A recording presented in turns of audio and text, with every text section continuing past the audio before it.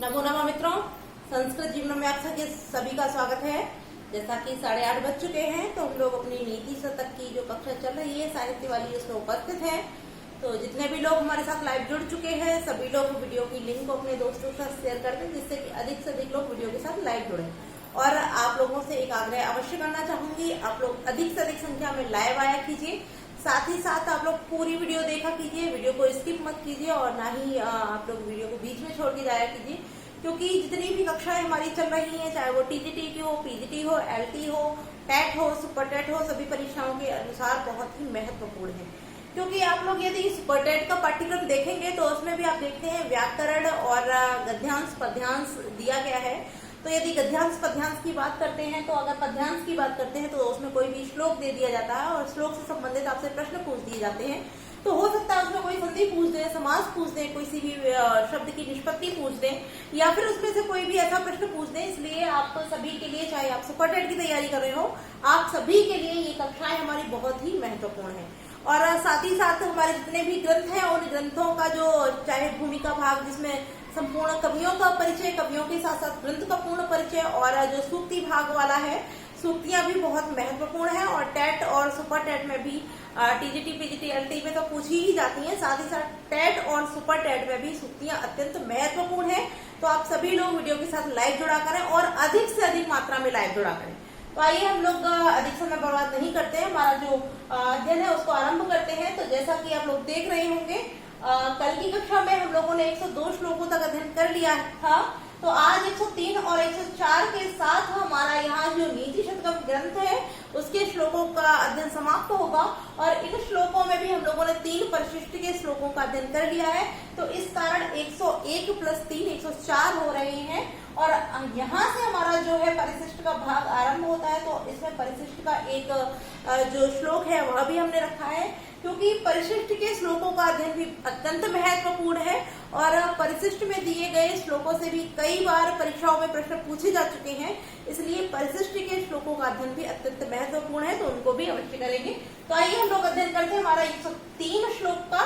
तो पहले वाचन करते हैं, फिर इसका अर्थ जानेंगे। तो आप सभी लोग मेरे साथ दोहरा लीजिए पहले कि भीमं वनं भवति तस्य पुरं प्रधानं सर्वो जनः स जनताम् उपयाति तस्य कुत्सना च भूर्भवति सन्निधि रत्नपूर्ण यस्यास्ति पूर्व सुकृतं विपुलम नरस्य। अब जानते हैं इसके अर्थ को। यहाँ भर्तृहरि जी कह रहे हैं कि जो मनुष्य के पूर्व किए गए अर्थात पूर्व जन्म में किए गए उसके पुण्य होते हैं, पुण्यों का जो संचय होता है वह मनुष्य के लिए किस प्रकार उसको विपत्तियों से निकाल देता है, अर्थात उसकी विषम परिस्थितियों वाली स्थिति में भी उसके लिए किस प्रकार से वहां उसके अनुकूल वातावरण को प्रस्तुत कर देता है। तो आइए अर्थ से जानते हैं कि भीमम माने, भीम माने होता है भयंकर, भयंकर, वनम माने वन को भी, भवती माने हो जाता है, तस्य माने उसके लिए। अब यहाँ उसके लिए किसके लिए? तो नरस्य। अब कैसा नरस्य? तो पूर्व सुकृत अर्थात पुण्य, पूर्व जन्म में जिसने पुण्य किए हैं या पूर्व समय में जिसने पुण्य कर्मों को संचित किया है या सिंचन किया है, ऐसे मनुष्य के लिए। कि पुरम माने नगर, प्रधानम माने मुख्य, मुख्य नगर हो जाता है। तो अर्थ ऐसे नहीं स्पष्ट हो पाएगा। तो आइए इसके अन्वय के अनुसार यहाँ से अर्थ देखेंगे। और सबसे पहले आप सभी को बता दूं इसकी जो अंतिम पंक्ति है, यस्यास्ति पूर्व सुकृतं विपुलम नरस्य, यह महत्वपूर्ण सूक्ति है। तो आप लोग इसको अंडरलाइन करके रखिए। और आइए अब देखते हैं यहाँ से इसका अर्थ। यश माने जिस, नरस्य माने नर का अर्थात मनुष्य का, कि जिस मनुष्य के पूर्व सुकृतम, पूर्व जन्म में किए गए सुकृतम सुंदर कर्म अर्थात पुण्य कर्म, विपुलम माने अत्यधिक, अस्ति माने है, अत्यधिक अर्थात अधिक से भी अधिक है। कि जिस मनुष्य के, आप देख रहे हैं यश में भी षष्ठी है और नरस्य में भी, कि यश नरस्य जिस मनुष्य के पूर्व जन्म के पुण्य अत्यधिक है अर्थात अधिक से भी अधिक, अस्ति माने है, अधिक है, उसके लिए, तस्य माने उसके लिए, कि भीम वनम जो भयंकर वन होता है वह भयंकर वन भी प्रधानम पुरम भवति, मुख्य नगर भवति माने हो जाता है। कि जिस मनुष्य ने पूर्व जन्म में पुण्यों का संचय कर रखा है और जो अभी भी पुण्यों का संचय कर रहा है, ऐसे पुण्य करने वाले मनुष्य के लिए भयंकर वन भी किसमें परिवर्तित हो जाता है? मुख्य नगर में बदल जाता है, अर्थात मुख्य नगर हो जाता है।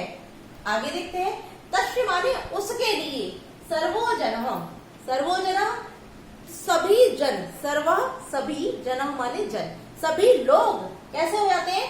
स्वजनताम, स्वजनता माने स्व माने अपने, जनता माने जन, अर्थात अपने जन तात्पर्य आत्मीय जन या पारिवारिक लोगों की तरह उपयाति हो जाते हैं। जो सभी मनुष्य हैं, इस संसार में रहने वाले अन्य व्यक्ति हैं, ऐसे मनुष्य भी उस पुण्य कर्मों से सिंचित मनुष्य के लिए उसके आत्मीय जन के समान हो जाते हैं।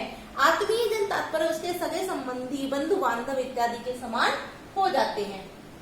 आगे कह रहे हैं, चा माने और, कुत्सना भू, कुत्सना अर्थात संपूर्ण, भू माने पृथ्वी, कि यह संपूर्ण पृथ्वी कैसी?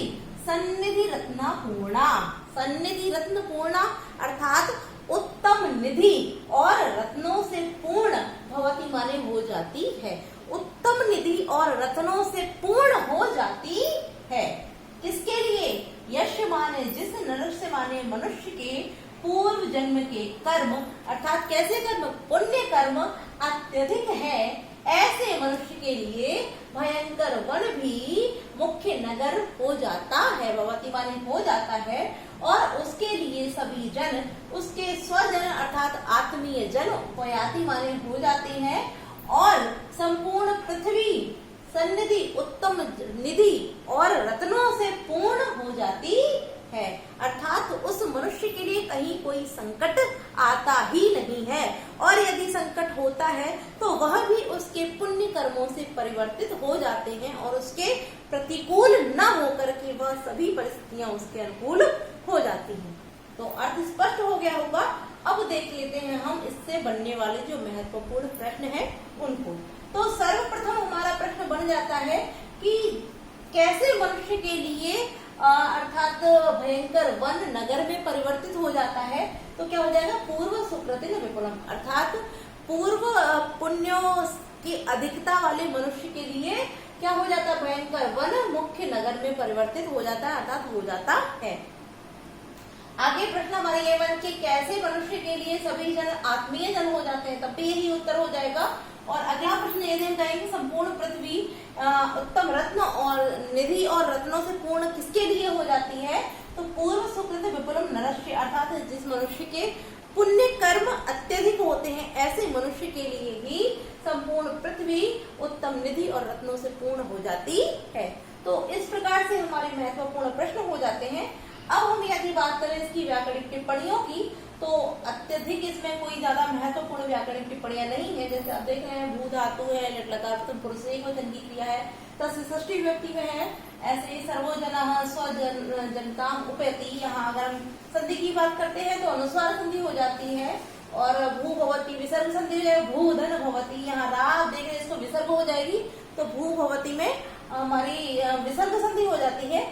यहाँ एक शब्द दिया है सन्निधि रत्न पूर्णा, तो उत्तम रत्न, उत्तम निधि और रत्नों से पूर्ण अर्थात रत्नों से व्याप्त, तब यहाँ पर तृतीय तत्पुरुष समास हमारा हो जाता है।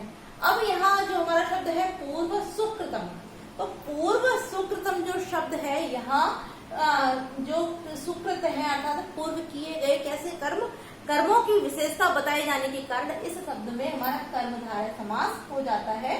और नरस्य जैसा कि आप जान ही रहे षष्ठी व्यक्ति में प्रयोग हुआ है, जो कि यश के अनुसार ही है। बाकी कुछ महत्वपूर्ण व्याकरणिक टिप्पणियां नहीं थी, तो हम लोगों ने श्लोक का अर्थ देख लिया है।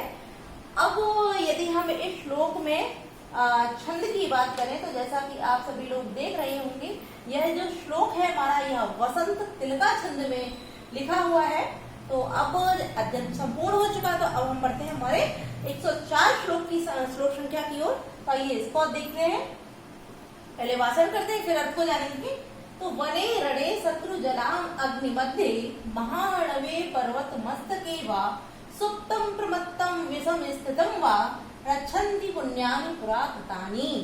अब यहाँ पर भी भर्तृहरि जी कह रहे हैं कि जो मनुष्य के पूर्व जन्म में किए हुए कर्म होते हैं वही उस मनुष्य की रक्षा करते हैं, चाहे वह किसी भी विषम परिस्थिति में क्यों ना हो, चाहे वह वन में हो, रण में हो, महासागर में हो, पर्वत पर हो, चाहे वो किसी भी स्थान पर हो, किंतु जो उसने पुण्य कर्म किए हैं उन पुण्य कर्मों के द्वारा ही उस मनुष्य की रक्षा होती है। तो आइए अर्थ देखते हैं। वने माने वन में, रणे माने रण में।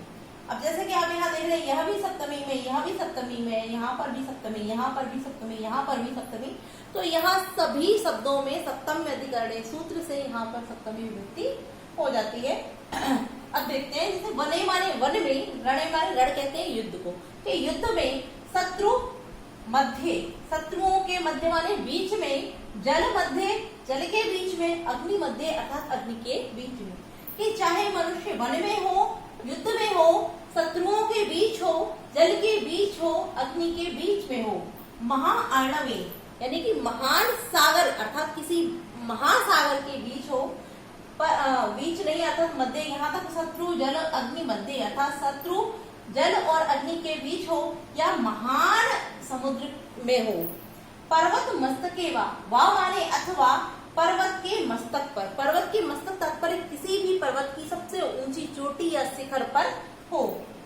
सुप्तम प्रमत्तम विषम स्थितिम वा, सुप्तम माने सोता हो, प्रमत्तम माने असावधानी वाली संकट वाली स्थिति, और विषम स्थितिम वा, विषम माने जो हमारे अनुकूल न हो, हमारे प्रतिकूल हो अर्थात कठिन स्थिति माने स्थिति, वा माने अथवा कठिन स्थिति तात्पर्य संकट की स्थिति में हो।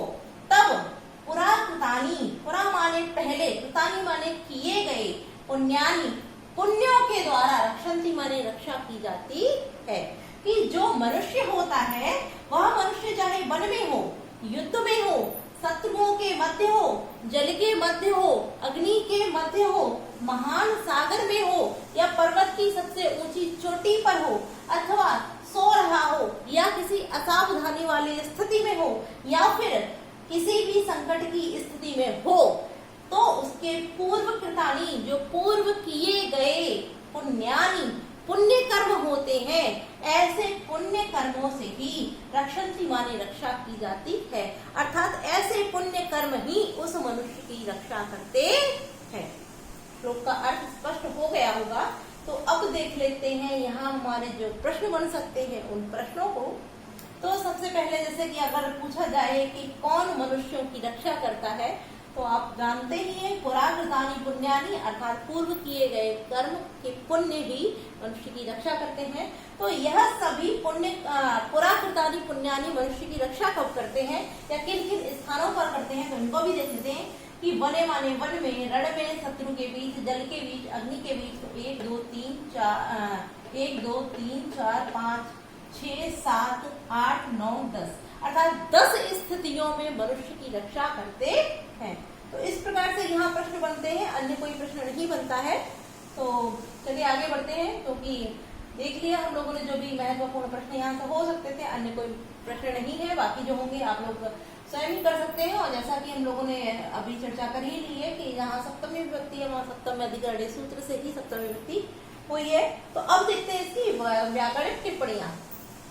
तो सबसे पहले यहाँ जो हमारा शब्द लिखा है शत्रु जल अग्नि, अगर हम इतना लेते हैं शत्रु जल अग्नि, तब यहाँ हमारा द्वंद्व समास हो जाएगा। शत्रवः च जलम च अग्निम च द्वंद्व समास हो जाएगा। और यदि पूर्ण ले लेंगे शत्रु जल अग्नि मध्य, तो शत्रु जल और अग्नि के बीच में, के बीच, ठीक। तो यहाँ पर तब यहाँ पूर्ण शब्द लेने पर यहाँ षष्ठी तत्पुरुष समास हमारा हो जाता है। आगे बात करते हैं महाअर्णवी। तो महान अर्णव, तो यहाँ पर विशेषण विशेष होने के कारण इस शब्द में कर्मधारय समास हो जाएगा। पर्वत मस्तके, पर्वत के मस्तक पर, यहाँ पर हमारा षष्ठी तत्पुरुष समास हो जाएगा। सॉरी, महाअर्णवे में शायद कुछ गलत तो नहीं बोल रही, कर्मधारय समास हमारा है महाअर्णवे में, कर्मधारय समास, ठीक है। मुझे ध्यान नहीं आ रहा मैंने क्या बोल दिया है, कर्मधारय समास है महाअर्णवे में। आप लोग ध्यान रखिए। पर्वत मस्तके में षष्ठी तत्पुरुष समास, पर्वत के मस्तक पर, तो पर्वतस्य मस्तके, पर्वतस्य मस्तकः, पर्वत मस्तकः, षष्ठी तत्पुरुष समास हो जाएगा। सुप्तम प्रवत्तम विषम स्थितिम, विषम स्थितिम, तो विषमे स्थिति यानी कि विषम परिस्थितियों में अर्थात विषम परिस्थिति में, तो यहाँ पर हमारा सप्तमी तत्पुरुष समास हो जाता है। और पुराकृतानी शब्द की बात करें तो इसका जो समास है वो महत्वपूर्ण है। पुराकृतानी जो शब्द हमारा है इसमें सुप्सुपा समास है, और जैसा कि सुप्सुपा समास का आप लोग सभी दूसरा नाम जानते होंगे, केवल समास भी कहते हैं। और केवल समास की जो परिभाषा है विशेष संज्ञा विनिर्मुक्तम केवल समास, तो यह अर्थात पुराकृतानी शब्द जो है हमारा वहां पर सुप्सुपा समास या केवल समास है। ठीक है, तो आप लोग इसको ध्यान रखेंगे। अब हम बात कर लेते हैं यहाँ छंद की। तो इस श्लोक में हमारे उपजाति छंद है, और इस श्लोक के साथ ही हमारे जो नीति शतकम के श्लोक थे उन सभी का अध्ययन समाप्त होता है। यहीं पर हमारी कर्म जो पद्धति है वह समाप्त होती है। तो अर्थात 104 श्लोक के साथ हमारे नीति शतकम ग्रंथ का अध्ययन समाप्त होता है।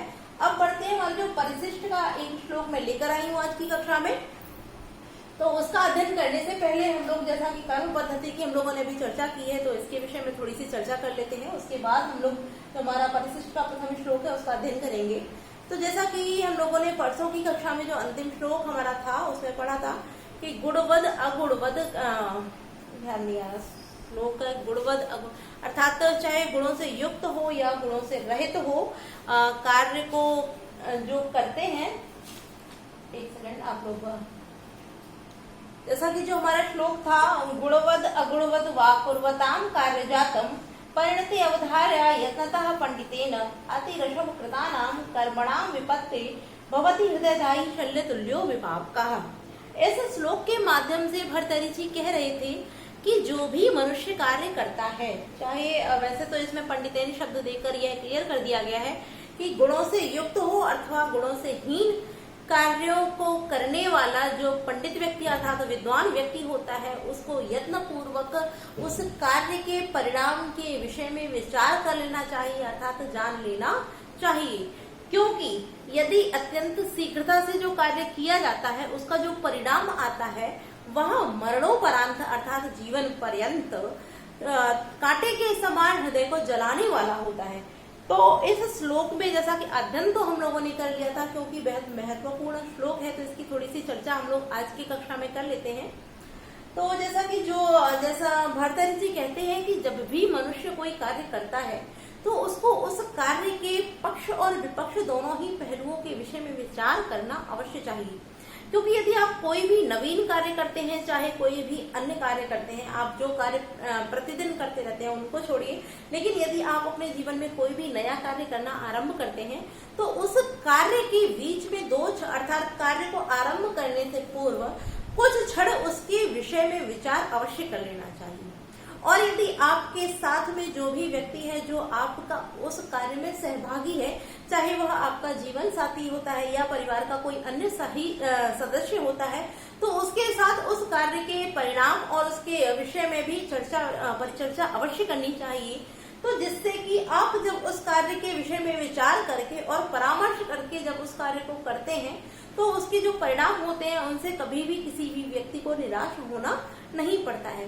जैसे कि एक अन्य सूक्ति भी कही गई है, सहसा विदधीत क्रियाम अविवेक परम आपदाम परम, अर्थात अचानक से किया गया कार्य जो होता है वह मनुष्य को किसी न किसी आपत्ति में अवश्य डाल देता है। तो इसीलिए किसी भी कार्य को अकस्मात नहीं, अचानक नहीं करना चाहिए और उसके जो परिणाम होते हैं उसके विषय में चर्चा अवश्य करनी चाहिए, अर्थात उसके विषय में अवश्य विचार करके ही कोई कार्य करना चाहिए। और भर्तृहरि जी ने भी यहाँ पर कह दिया है कि अतिरशभा अत्यंत शीघ्रता से किया गया जो कार्य होता है वह क्या होता है, मरणोपरांत शल्य तुल्य हृदयदाही, अर्थात जीवन पर्यंत उसका जो परिणाम होता है वो जीवन पर्यंत कांटे के समान हृदय को जलाने वाला होता है।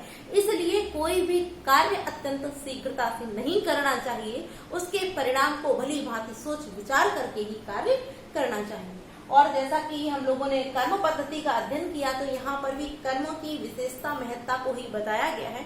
और यहाँ जैसा कि देवादिदेव रुद्र विष्णु ब्रह्मा तक का उदाहरण देकर प्रस्तुत करके यहाँ भर्तृहरि जी ने कर्म की महत्ता को निर्दिष्ट कर दिया है कि इन कर्मों के अधीन तो तीनों ब्रह्म जो त्रिदेव कहे जाते हैं, ऐसे तीनों ब्रह्म भी इन कर्मों के ही अधीन है। तो सामान्य मनुष्य की तो बात ही क्या की जाए, जो साक्षात ब्रह्मा है, जिन्होंने संपूर्ण सृष्टि की रचना की है, उनको भी इन कर्मों ने इस ब्रह्मांड पात्र रूपी अर्थात इस ब्रह्मांड रूपी पात्र में नियुक्त कर दिया है, किसके? कुम्हार के समान। अर्थात उनको भी कर्म के अधीन ही कार्य करना पड़ रहा है। और इन कर्मों ने ही विष्णु को भी 10 अवतार ग्रहण करने का महासंकट लेना पड़ा, और इन कर्मों ने ही भगवान रुद्र को भी मस्तक अर्थात मुंड को, नरमुंड को भिक्षा पात्र बनाकर भिक्षाटन कराया, और सूर्य को भी दिन रात यही कर्म चक्कर कटवाते रहते हैं। तो इन कर्मों से तो भगवान भी नहीं बचे हैं, तो हम मनुष्य तो बच ही कैसे सकते हैं। इसलिए प्रत्येक मनुष्य को अपने जीवन में कर्म अवश्य करने चाहिए, और कर्म भी ऐसे नहीं कि आप कोई भी उल्टे सीधे कर्म करें, उल्टे सीधे नहीं, आपको सुकर्म ही करने चाहिए, अर्थात सुकृतानि। यहाँ लिखा हुआ सुकृतम, अर्थात तो पुण्य कर्मों, अच्छे कर्मों को ही करना चाहिए, जिससे कि यदि आप अच्छे कर्म करते हैं तो एक तो आपका जीवन का जो उद्देश्य है, अर्थात आपका जन्म लेना जो है वह भी सार्थक होता है, क्योंकि जो मनुष्य कर्म नहीं करता है उसका जीवन ही व्यर्थ होता है। इसलिए कर्मों को अवश्य करना चाहिए, और यदि आप सुकृत करते हैं अर्थात सुकर्म करते हैं, तब तो आपका जो जीवन है वो धन्य ही हो जाता है। तो इन्हीं शब्दों के साथ हम कर्म पद्धति को समाप्त करते हैं, और परिशिष्ट का जो प्रथम श्लोक है इसका अध्ययन आरंभ करते हैं। तो ये वाचन करते हैं, फिर अर्थ को जानेंगे। आलस्य हि मनुष्याणां शरीरे स्थो महारिपु नास्त्युद्धं समो बन्धु कुर्वाणो नावशीदति। अब जैसा कि परिशिष्ट के प्रथम श्लोक में ही मनुष्य जो भर्तृहरि जी हैं वो बताते हैं कि मनुष्य का जो शरीर होता है, इसका सबसे बड़ा जो शत्रु होता है वो कौन होता है? हमारे शरीर में स्थित जो आलस्य होता है, यही मनुष्य का सबसे बड़ा शत्रु होता है। अर्थ देखते हैं कि आलस्य अर्थात आलस ही माने निश्चित रूप से आलस्य ही मनुष्यों के शरीर में स्थित महारिपु महान शत्रु है। कि मनुष्य के शरीर में स्थित यह जो आलस्य है, आलस है, यही इसका महान शत्रु होता है। अन्य कोई भी इस मनुष्य का शत्रु नहीं है। इस जो मनुष्य का सबसे बड़ा जो शत्रु है वह कौन है? इस मनुष्य के शरीर में स्थित यह जो आलस होता है, यही इस मनुष्य का सबसे बड़ा शत्रु है। आगे कहते हैं ना अस्ति उद्धम समूह। जब हम संधि विच्छेद करेंगे तो ना धन अस्ति, अस्ति धन उद्धम, उद्धम सम। कि नहीं, ना माने नहीं, अस्ति माने है, कि नहीं है, उद्धम माने परिश्रम के, समा माने समान, बंधु माने बंधु मित्र अर्थात भाई इत्यादि, आप कुछ भी कह सकते हैं। बंधु चाहे नातेदार कह लीजिए, मित्र कह लीजिए, भाई कह लीजिए, कि बंधु नहीं है। कि यह उद्धम माने परिश्रम के समान बंधु नहीं है। कि यह जो मनुष्य के शरीर में स्थित आलस्य है, यह आलस्य ही मनुष्य का सबसे बड़ा शत्रु है। यह उद्धम अर्थात परिश्रम के समान उसका मित्र नहीं है। यह परिश्रम के समान इस मनुष्य का मित्र नहीं होता है, जिसको कुर्वाणा माने करके ना अवसीदति यानी कि दुखी, अवसीदत माने दुखी, न माने नहीं होता है। अर्थात जिसको करके मनुष्य दुखी नहीं होता है। यदि आप परिश्रम करेंगे तो आपको कभी भी दुखी नहीं होना पड़ेगा। अब इसके भाव दो प्रकार से ले सकते हैं। यदि आप परिश्रम करते हैं, आप कार्य करेंगे, परिश्रम करेंगे, मेहनत करेंगे, तो आपको ना तो आपके शरीर में ही कोई रोग होगा, ना ही आप शारीरिक रूप से किसी भी परिस्थिति अर्थात विषम परिस्थिति में पड़ेंगे। और यदि देखा जाए कि यदि आप परिश्रम करते हैं, मेहनत करते हैं, तो आपके पास उस मेहनत के, उस परिश्रम के अनुसार आपके पास उसका धन भी संचित होगा। तो आपके पास दोनों ही प्रकार से जब आप परिश्रम करेंगे तो जो उस परिश्रम रूपी बंधु जो है उसको करने से, जैसे आप परिश्रम करते हैं तो उससे कभी भी आपको दुख नहीं होता है, संकट नहीं होता, कष्ट नहीं होता है। क्यों नहीं होता है? क्योंकि जो आपका शरीर है वह भी स्वस्थ रहता है, और परिश्रम करने से आपके पास आय की भी स्थिति बनी रहती है। तो परिश्रम को करने से दुख नहीं होता है। कुर्वाणा माने करके या करने से दुखी नहीं होता है। तो उद्धम किसको? परिश्रम को करने से दुखी नहीं होता है। ऐसा क्या नहीं है? आलस्य नहीं है, क्योंकि आलस्य मनुष्य के ही शरीर में स्थित होता है, और मनुष्य के शरीर में स्थित होने वाला सबसे बड़ा शत्रु भी मनुष्य का आलस्य ही होता है। यदि आप आलस्य करेंगे, कोई कार्य नहीं करेंगे, आप 24 घंटे लेटे रहेंगे, बैठे रहेंगे, तब क्या होगा, आपका यह जो शरीर है यह अनेक रोगों बीमारियों का घर बन जाएगा और आपको अनेक कष्ट हो जाएंगे। तो यह दुखी नहीं होता है, मतलब किसको, उद्यम को करके मनुष्य दुखी नहीं होता है, किंतु जब आलस्य को करेगा तो मनुष्य को दुखी होना ही पड़ेगा। इसीलिए कहा गया है कि मनुष्य के शरीर में स्थित आलस्य ही मनुष्य का महान रिपु, सबसे बड़ा शत्रु, रिपु माने होता है शत्रु, ये सबसे बड़ा शत्रु है और यह उद्यम परिश्रम के समान इसका बंधु नहीं होता है। किसका, मनुष्य का बंधु नहीं होता है, मित्र नहीं होता है। जिस परिश्रम को करके मनुष्य दुखी नहीं होता है, ऐसा इस परिश्रम के समान यह आलस्य इसका बंधु नहीं होता है। अर्थ स्पष्ट हो गया होगा। अब हम प्रश्न देख लेते हैं। 2 पंक्तियां हैं तो 2 पंक्तियों से 2 ही प्रश्न बन जाते हैं और दोनों ही पंक्तियां जो हमारी हैं, चाहे पहली पंक्ति हो चाहे दूसरी पंक्ति हो, दोनों ही पंक्तियां महत्वपूर्ण हैं और कभी कभी एक एक पंक्ति करके भी प्रश्न पूछ देते हैं सुक्तियों के अनुसार। तो पहला प्रश्न हमारा पहली पंक्ति से कि कौन सा अर्थात क्या है जो मनुष्य के शरीर में स्थित मनुष्य का सबसे बड़ा शत्रु है, तो आलस्य। और दूसरा प्रश्न हमारा बन जाता है कि कौन उद्यम के समान मनुष्य का बंधु नहीं है, तब भी हो जाएगा आलस्य। या फिर दूसरा प्रश्न इस प्रकार से हो जाएगा कि जो उद्यम के समान बंधु आलस्य जो है वो किसके समान मनुष्य का बंधु नहीं है, तो उद्यम समान। ठीक है, तो इस प्रकार से हमारे प्रश्न बन जाते हैं। और अब देखते हैं इसकी व्याकरण टिप्पणियों को देख लेते हैं। तो सबसे पहले हम जब बात करते हैं, आलस्य शब्द दिया है तो इसमें अलस धातु के साथ जब हम क्षय प्रत्यय का विधान करते हैं, क्षय प्रत्यय का विधान, तब यहाँ आलस्य शब्द हमारा निष्पन्न होता है। और मनुष्य नाम में आप देख ही रहे होंगे षष्ठी व्यक्ति बहुवचन में है। शरीर स्थो, तो इसको देख लेते हैं। यहाँ शरीर के साथ स्था धातु है और स्था धातु के साथ का प्रत्यय के विधान से शरीर स्था शब्द हमारा बन जाता है।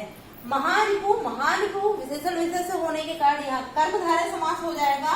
इसको इस शब्द में हमारा संधि है तो देख लेते हैं। ना धन अस्ति, तो ना अस्ति यहाँ दीर्घ स्वर संधि, अस्ति धन उद्यम, तो यहाँ पर हमारी यड़ संधि हो गई कोयड़सी सूत्र से। और आगे कुर्वाणा शब्द की बात करें तो कुर्वाणा में क्रे धातु के साथ जब शानच प्रत्यय का विधान करते हैं तब यहाँ कुर्वाणा शब्द हमारा निष्पन्न हो जाता है। कहीं कहीं कृत्वा भी दिया होगा तो आप लोग कंफ्यूज मत होइए, कहीं कृत्वा दिया है तो कहीं कुर्वाणा। अगर कुर्वाणा देकर पूछा जाए तो क्रीधन सानच है और कृत्वा पूछा जाए तो क्रीधन कत्वा प्रत्यय से कृत्वा हो जाएगा। ठीक है, नावशीदति, तो न धन अवशीदति, नावशीदति दीर्घ स्वर संधि हो जाएगी।